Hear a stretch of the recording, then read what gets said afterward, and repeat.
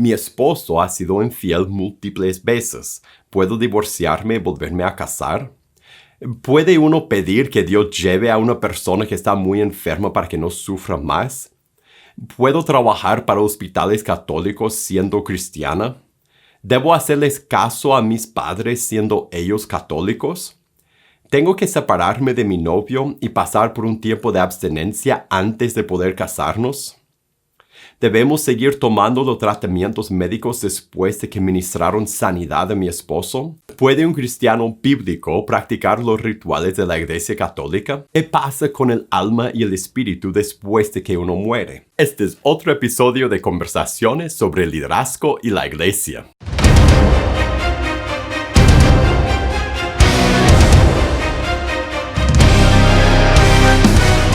Hola, bienvenido a pazcondios.com. Mi nombre es Felipe y este es otro episodio de Conversaciones sobre el liderazgo y la Iglesia. En pazcondios.com nuestra misión es capacitar a líderes para equipar a la Iglesia. Y si quieres ver todos los videos que publicamos, suscríbete a este canal y prende la campanita de notificaciones. Ahora, en este programa de conversaciones, yo contesto las preguntas que me envían. Entonces, si tú tienes una pregunta de lo que sea, de Dios o de la Iglesia, de la Biblia, de tu vida, del liderazgo, de lo que sea, mándame tu pregunta a preguntas@pazcondios.com, preguntas@pazcondios.com para que podamos conversar de tu pregunta en un episodio en el futuro. Ahora, vamos directo a las preguntas de hoy. Mi esposo ha sido infiel múltiples veces. ¿Puedo divorciarme y volverme a casar? Y el contexto de la pregunta es, ¿puede una mujer volverse a casar después de divorciarse? Su esposo ha cometido adulterio, ella le ha perdonado, pero vuelve a cometer adulterio y ella no quiere volver a intentar nada con él, está muy dolida. Qué situación más difícil y lleno de dolor. Yo creo por lo que dice la palabra de Dios, de cómo Dios hace una sola carne a la pareja cuando se casan, y por lo que la palabra dice de divorcio, de lo que Dios piensa de divorcio en Malaquías capítulo 2, yo odio divorcio, dice Dios. Y después en el Nuevo Testamento, tantas veces en Mateo 5, Mateo 19, en Marcos 10, Lucas 16, 1 Corintios 7, que hablan de divorcio y hablan de volverse a casar. Y el adulterio o la fornicación, que es volverse a casar después de divorcio, y ver lo que Dios piensa de divorcio, a pesar de dolor, mi opinión de la palabra es que la pregunta no debe ser ¿puedo divorciarme y puedo volverme a casar? Sino ¿qué debo hacer? ¿Qué debo hacer? Yo pienso que no debes seguir viviendo con una persona que te está haciendo infiel. Eso, para empezar, debes separarte, no divorciarte, separarte, pero debes buscar la reconciliación.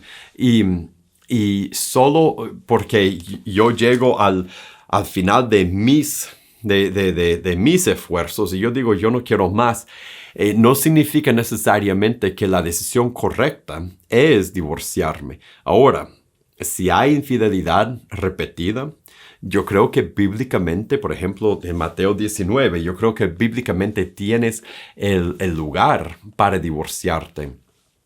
Pero antes de correr a eso, debes orar mucho y asegurarte que no hay opción de separarte y que se arrepiente tu pareja y que vuelvan a restaurar el matrimonio que ya tienen. Ahora, si llega al divorcio y si después dice, él fue infiel, por eso me divorcié, puedo volverme a casar, mi consejo es que leas Mateo 19, del 1 a 9, y que leas Marcos 10, del 1 a 12. Y Lucas 16, 18. Porque Jesús habla ahí de divorciarse, volverse a casar, y siempre dice que es fornicación. Pero en Mateo, él dice acepto en caso de fornicación. O sea, si fue infiel el otro. Entonces, la razón que yo no digo por eso que, claro que sí puedes volverte a casar, es porque en Marcos no cuenta ese detalle. Entonces, para mí eso no es tan abierto y cerrado y debe ser tu interpretación por leer esos dos textos y leer lo que dice en Mateo 5 y leer lo que dice en 1 Corintios 7 y analizar lo que dice y analizar tu caso y estar muy convencida delante de Dios de que lo que tú quieres hacer, lo que tú vas a hacer, viene de su palabra y no solo de tus deseos, porque si a final de cuentas te divorcias, pero no sientes paz en volverte a casar por lo que dice la palabra, no hay nada malo en quedarte soltera y vivir como soltera para la gloria de Dios, en pureza. ¿Puede uno pedir que Dios lleve a una persona que está muy enferma para que no sufra más? Y me imagino que la pregunta tiene que ver en el contexto con alguien en un estado terminal, por ejemplo, un cáncer terminal que hasta los doctores han dicho que ya no hay más remedio. Y uno sabe que Dios en su soberanía, en su poder, Él puede sanar a quien quiera, de lo que sea. A la vez, Él no tiene que sanar a la persona. Él es Dios, es soberano. Entonces, si es malo en ese caso pedir que si va a morir, que muera sin dolor y que no sufra más. Y yo solo puedo decir dos cosas. Uno, lo que yo he pedido a Dios por personas en la misma situación. Yo he hecho la oración. Dios, te pido que si es tu voluntad, que tú sanes a esa persona, porque yo sé que lo puede hacer. A la vez, no lo exijo porque Él es Dios, no yo. Pero pido por la sanidad hasta el último respiro, pero siempre con la palabra de Jesús en el jardín de Getsemaní, no mi voluntad sino la tuya, no nuestra voluntad sino la tuya sea hecha, Dios. Y ahora, yo pido eso y a la vez, en esos momentos cuando alguien está en un estado terminal, está sufriendo, tiene cáncer, estoy pensando en un caso en particular, que tiene cáncer y está sufriendo y lo que yo he pedido en el pasado es, sánalo Dios si es tu voluntad. Y si no, te pido Dios que pueden ser fieles hasta el final, que no pierdan su fe en los últimos momentos, que por el dolor y por la desesperación frente a la muerte, que no pierden su confianza en ti y tiren la toalla y pierden lo que han tenido toda su vida, su relación contigo. Y la tercera parte de esa oración ha sido y que si es tu voluntad que no sufra más, que tú lo lleves sin tanto sufrir. En tu tiempo, tú eres Dios, tú sabes mejor, pero pedimos que lo sanes, pedimos que no pierda su fe y pedimos que si no lo vas a sanar, que no tenga que sufrir más. Y es una oración para mí que es basada en la soberanía de Dios y también el amor para la persona. Ahora, lo que yo usaría, la segunda parte de mi consejo es, usa Filipenses capítulo 1 para aconsejar a la persona, especialmente la parte donde Pablo habla de vivir o morir para la gloria de Dios, o sea, para glorificar a Dios en su cuerpo o en su momento de morir o cuando Dios le concede vivir más, que su vida y su muerte cuente para glorificar, magnificar a Cristo. Use ese pasaje para animar a la persona en sus últimos momentos, si este es el caso. ¿Puedo trabajar para hospitales católicos siendo cristiana? Esa es una buena pregunta, porque en muchos de los lugares del mundo, incluyendo donde yo vivo, muchos de los hospitales tienes algo, una filiación o una relación con la Iglesia Católica. Son hospitales católicos. Y muchas veces todo lo que trabajan ahí no son católicos. Entonces, tu pregunta es buena. ¿Puede uno trabajar en un hospital católico siendo cristiano? Y Yo pienso, y tú tendrías que orar y buscar la guía de Dios, pero mi opinión es que no hay ningún problema con tal que es trabajar en el hospital y que no tienes que hacer nada que iría en contra de lo que tú ves en la palabra de Dios, que no tendrías que participar en ceremonias o en cosas con las cuales no estás de acuerdo por las convicciones que tú tienes de la palabra de Dios. Pero normalmente en ese caso, ese no es el caso. Uno hace su trabajo de enfermero, de doctor o de lo que sea, y no está relacionado con la religión. ¿Debo hacerles caso a mis padres siendo ellos católicos? Hay dos versos que me vienen a la mente en cuanto a esta pregunta. El primero es Efesios capítulo 6, donde dice en el verso 1, hijos, obedezcan en el Señor a sus padres porque eso es justo. Honra a tu padre y a tu madre, que es el primer mandamiento con promesa, para que te vaya bien y seas de larga vida sobre la tierra. Honrar hijos pequeños o niños que están bajo el dominio de sus padres, obedezcan a sus padres. Y aún los que somos grandes, debemos honrar a nuestros padres. Eso toma muchas formas, pero cuando somos pequeños, eso es obedecer cada cosa que nos dicen. Cuando somos grandes y no estamos bajo su dominio, ya vivimos aparte, trabajamos y hemos crecido y somos adultos, aún entonces tenemos que honrar a nuestros padres. Entonces, tener una religión diferente, o sea, entrar en el Evangelio de Jesús y salir del catolicismo, no es una excusa para faltarle respeto a sus papás. Si está bajo su techo y bajo su dominio, no es una excusa para empezar a desobedecerles y no hacer lo que ellos te piden, y no es una excusa para después, cuando uno es grande, para verlo con menosprecio y no tratarlo con respeto como las personas que son, como nuestros padres. Tener una religión diferente no es excusa para no honrar a sus padres y para no obedecerles cuando está bajo su techo, cuando está bajo su dominio. Ahora, eso tiene que ser balanceado con algo que Pedro y Juan dijeron al concilio cuando los habían agarrado predicando el evangelio y les habían dicho que no predicaran más, que no proclamaran más el evangelio, que sería pecado porque sería desobedecer a Dios.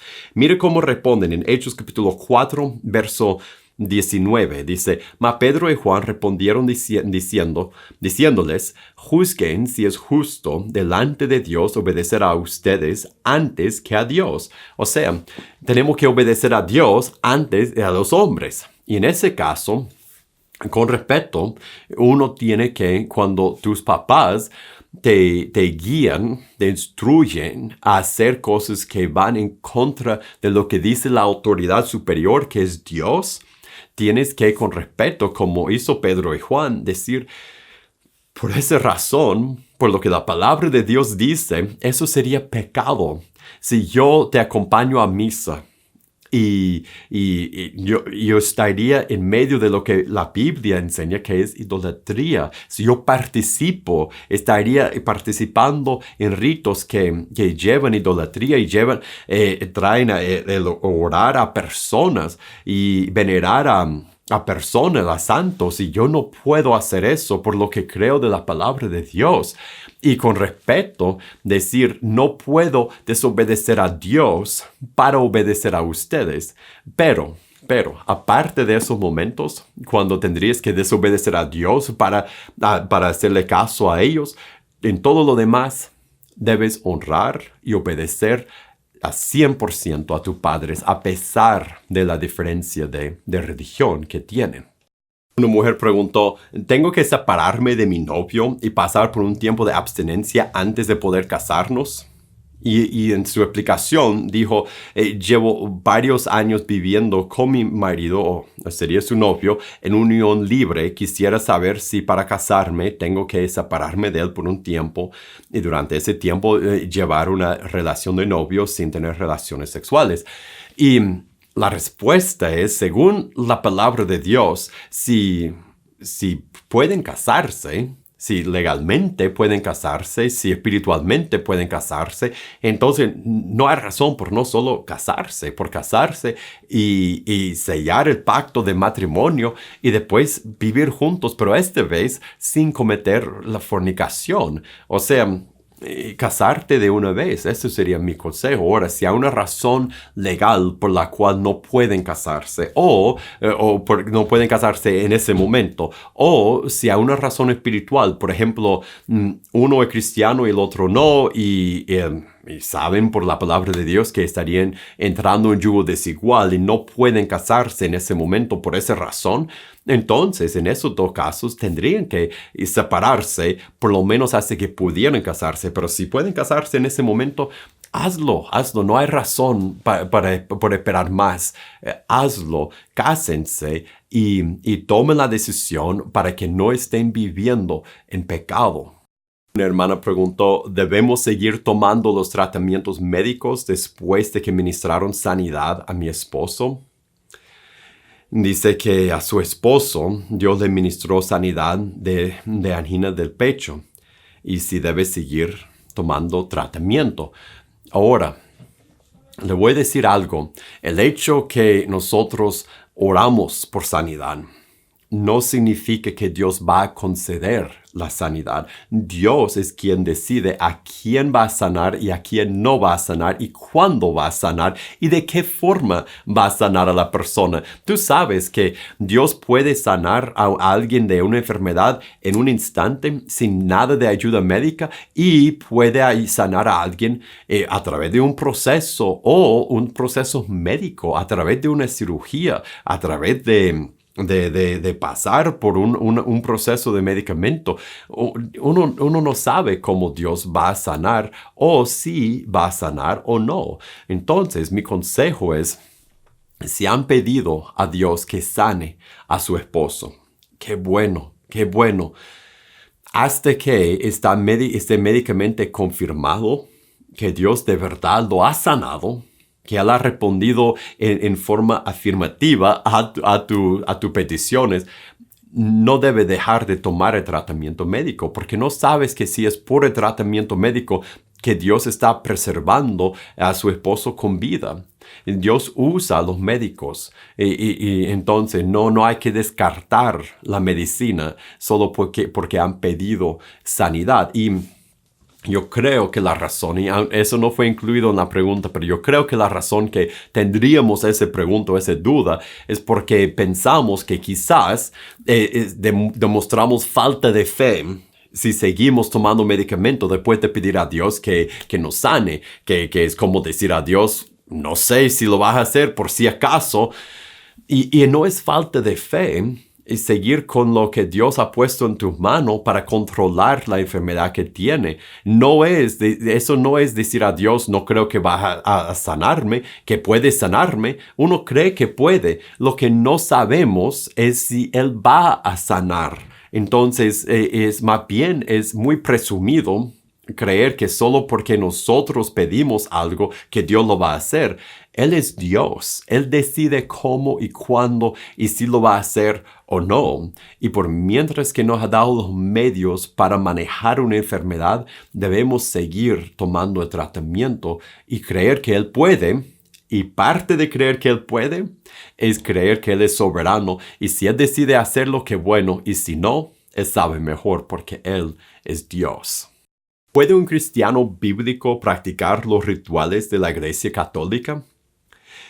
Me gusta esa pregunta porque tiene que ver con eso, con la palabra de Dios. Y yo diría que hay que tener mucho cuidado cuando uno ve a lo que es una religión que ha puesto mucho entre las personas y la palabra de Dios y las personas y una relación directa con Dios, porque lo que ha entrado son muchas tradiciones, rituales, prácticas, hábitos que no vienen de la palabra de Dios. Y Y si nosotros vamos a seguir los pies de Jesús, lo que debemos hacer es descartar lo que no viene de la palabra de Dios. Debemos descartar los rituales que no vienen de la palabra de Dios y especialmente los que van en contra de la palabra de Dios. Entonces, quizá con algunas excepciones, yo diría que en general, no debe practicar los rituales de la Iglesia Católica, porque la mayoría de lo que, por ejemplo, orar a María o orar el rosario, y usted puso el bautismo de niños, diferentes prácticas así, no viene de la palabra de Dios y más bien sirven de distraer a uno de su relación directa con Dios. Quiero saber qué pasa con el alma y el espíritu cuando se muere. ¿A qué lugar van? ¿Es diferente para quien haya hecho confesión de fe y quien no? Esa es una pregunta interesante porque es algo que hace que pasamos por ahí. Es algo desconocido para todos. Y quiero leer las palabras del apóstol Pablo, porque podríamos ver, por ejemplo, en Lucas 16, donde Jesús habla de rico y Lázaro, o en Apocalipsis 20 o 19, donde habla de cómo las diferentes personas que murieron, de cómo van a llegar al juicio final. Hay diferentes formas de ver eso, pero el pasaje que yo creo que nos ayudaría más en ese momento es 1 de Tesalonicenses, capítulo 4, y aquí Pablo dice, en el verso 18 dice, por tanto, aliéntense o anímense los unos a los otros con esas palabras. Específicamente, está diciendo, anímense con eso, con lo que él va a decir que va a pasar con la venida del Señor en cuanto a los que hayan muerto. Y él dice en el verso 13, tampoco queremos, hermanos, que ignoren acerca de los que duermen. Y ella está hablando de lo que ha muerto y están lo que mueren en Cristo, lo que duermen, para que no se entristezcan como los otros que no tienen esperanza. Entonces, esa es una diferencia, porque si creemos que Jesús murió y resucitó, así también traerá Dios con Jesús a los que durmieron en Él.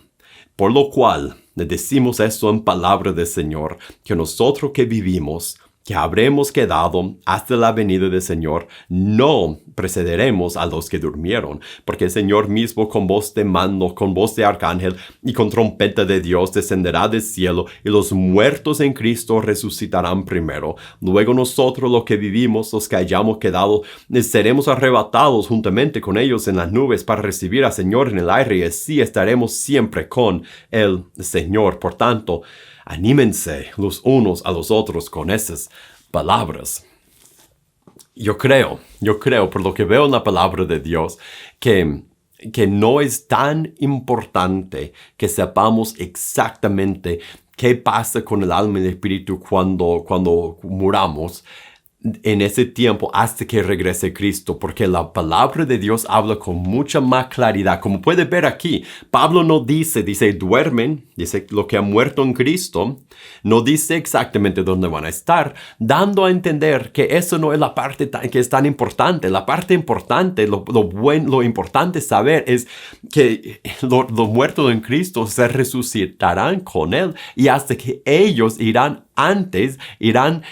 con Jesús delante de los que están vivos en la tierra. O sea que ellos entrarán en la resurrección de la vida antes de los que no habían muerto. Esa es la parte importante, que nosotros estaremos con Jesús por siempre si estamos en Él cuando morimos, si nos hemos arrepentido y bautizado, tomando nuestra decisión de entregarnos a Cristo, estaremos con Él por siempre. Esa es la parte importante, eso es lo que importa. Donde estemos por mientras, esto está de más, pero la palabra de Dios, lee Apocalipsis 19, 20, 21, la palabra es clara de cómo será para nosotros y para los que no son creyentes, los que no tomaron su decisión de entregarse a Jesús por arrepentirse y bautizarse, de lo que pasará con ellos después de la resurrección de la muerte. Y ahora hemos llegado al final de este episodio de Conversaciones. Muchísimas gracias por haber pasado ese tiempo conmigo y gracias por las preguntas que me han enviado. Si tú tienes una pregunta, mándame tu pregunta a preguntas@pazcondios.com, preguntas@pazcondios.com. Y si te gustó ese episodio de Conversaciones, te voy a invitar a que lo compartes con otra persona. Y para más videos como ese, suscríbete a este canal y prende la campanita de notificaciones. Y para recursos para tu vida y tu ministerio, búscanos en pazcondios.com. Que Dios te bendiga y nos veremos la próxima.